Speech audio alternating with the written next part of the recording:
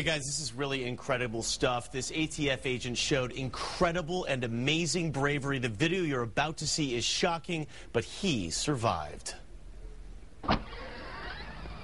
An undercover ATF agent wearing a hidden camera is about to buy some dope at a Detroit drug house. These things are usually routine, but they can turn dangerous and ugly in a flash, and you're about to see it happen.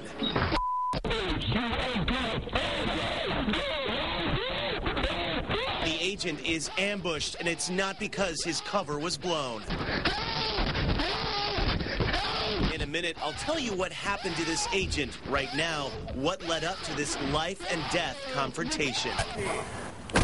Days before the attack you just saw, the undercover ATF agent went to the drug house to make his initial undercover buy. If he can score some drugs, they can shut this place down and arrest the dope dealers. Hey, we gotta weigh it up real quick. The drug dealers are waiting. Behind me. Come on, man. Inside the house, you can see the dealer weighing the product. Every ounce counts. Remember, these dealers have no idea they are selling drugs to an undercover agent. Everything is cool. The dealers even joke with the agent as they give him a grocery bag for his pot and crack cocaine. You want to put this in here? Yeah. The agent leaves, no problem. Fast forward a week to the ambush you just saw at the top of our story. The agent is back for a second buy, and he has no idea the dope man in front of him is leading him into a trap.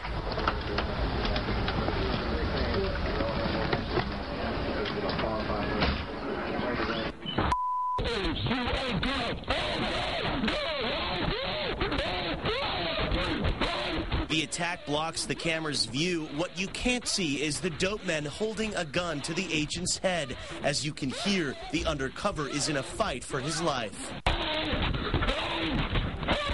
He's yelling to get the attention of his backups outside. He even tells the dealers he's a cop.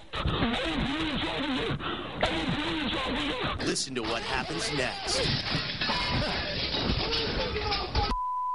Backups smash their way in and come face to face with the drug dealers. The perps make a run for it. Shots are fired. The undercover is okay, but one of the dealers is killed. I got the UC. UC's fine. Every cop's worst nightmare is over, and the agent who survived the ambush says it felt like it lasted forever. Everything kind of slowed down. All the punches, all the kicks, I actually didn't even feel them. This is the agent who survived the ambush. We're disguising his voice and hiding his face because even after that vicious attack, he's still out there working undercover. So why did he get ambushed? You might be thinking they found out he was a cop, but it wasn't that at all. It was greed. They set him up for a robbery. I heard the door slam shut, the deadbolt lock, and I heard the slide of a gun rack. As soon as I heard that, I felt the barrel of a gun go to the back of my head. I grabbed for the barrel of the gun.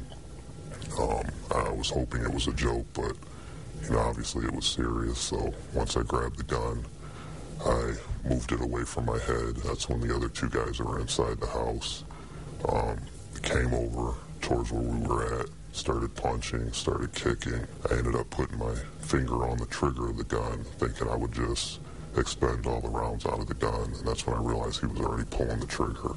And at that time I realized the gun probably wasn't firing because my hands were over the slide of the gun. You had a team of Detroit police officers, ATF agents, and a brave Michigan State police trooper that came to the undercover's rescue. Special agent in charge of the Michigan ATF says while this video may be shocking, it shows the dedication of his agents. I get the reports as the special agent in charge on a yearly basis, the number of operations that we do throughout the state of Michigan, and it ranges between 430 and 530 operations a year. Most people would be shocked to hear that number, and that would include undercover operations, search warrants, arrest warrants, and so forth. For the ATF, cleaning up Detroit is more than a job. Special Agent Donald Dawkins was born and raised in the city. He says wiping out the drug houses is the key to the Motor City's revival. Takes over neighborhoods, and that's where we're there. I can go back to some old neighborhoods that I grew up in, and to see them now, there may be one house or a house that I know that I used to visit. Now the people are long gone, but now they're selling drugs out of it. It just destroys communities. For me, it's personal. I have a vested interest in seeing Detroit get better and be back to the ways it was when I was growing up, and even better than that. Pretty incredible stuff. As you heard, one of the suspects was killed. The others were arrested and are serving long prison sentences. This raid actually took place several years ago, but the case just recently wrapped up in the courts. The ATF says none of their work would be possible without the help from the Wayne County Sheriff, Detroit Police, and the Michigan State Police. Back to you guys in the studio. Just shows, Tom, there's no such thing as a routine arrest. No, Thank you for showing. not. Thank you. No.